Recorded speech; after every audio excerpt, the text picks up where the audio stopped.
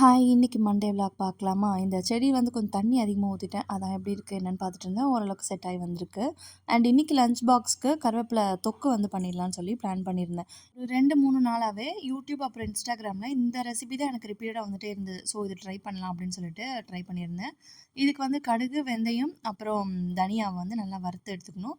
அது கூடவே வந்து கருவேப்பிலை லேசாக வாட்டிட்டு அதையும் போட்டு அரைச்சிட்டு தேவையான அளவுக்கு வந்து காரத்துக்கு மிளகாத்தூள் சேர்த்துக்கலாம். அப்படி இல்லை அப்படின்னா காஞ்ச மிளகா ஊற வச்சு சேர்த்துக்கலாம். நான் சடனாக பிளான் பண்ணி பண்ணதுனால நான் வந்துட்டு மிளகாத்தூளே ஆட் பண்ணிட்டேன். ரெசிபி வைஸ் வந்து டக்குன்னு முடிஞ்சது. டேஸ்ட் வைஸுமே வந்துட்டு குட் தான். நான் எப்பவுமே கருவேப்பிலை பொடி தான் பண்ணி வைப்பேன். இது ஃபர்ஸ்ட் டைம் பண்ணியிருந்தேன். நல்லா தான் இருக்குது. சைட் பை சைடு இந்த தோசை கல் ஒன்று வாங்கியிருந்தோம். அக்கா அது இது அவங்களுக்கு வந்துட்டு சீசனிங் பண்ணி தர சொல்லியிருந்தாங்களா, அதுவுமே ட்ரை பண்ணிகிட்ருக்கேன்.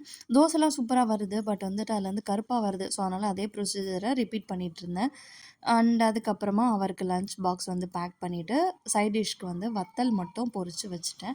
இன்றைக்கி லஞ்ச் மெனு ரொம்ப சிம்பிளாக ஈஸியாக முடிஞ்சிருச்சு. இன்னைக்கு ஸ்கூலுக்கு போகல. இன்றைக்கி இவருக்கு மட்டும்தான் லஞ்ச் பேக் பண்ணுற ஒர்க் இருக்குது. எழிலுக்கு 1 வீக்காகவே கோல்டு விட்டு விட்டு வந்துட்டு இருந்து இப்போ கொஞ்சம் அதிகமாக இருக்கறனால ஸ்கூல் வந்து லீவ் போட்டாச்சு. அதுக்கப்புறம் இருந்த ஒர்க்கெல்லாம் முடிச்சுட்டு துணியெல்லாம் துவைக்க போட்டுட்டு கொஞ்சம் லேப்பில் கொஞ்சம் ஒர்க் இருந்து அதெல்லாமே முடிச்சுட்டு கோல்டுனால ஒரு 4-5 டேஸாகவே எழிலுக்கு வந்து ஹேர் வாஷ் பண்ணல. ஸோ இன்றைக்கி வந்துட்டு நல்லா சுடு தண்ணி வச்சு ஹேர் வாஷ் பண்ணிவிட்டு ட்ரை பண்ணி விட்டுட்டேன் ஹேரை.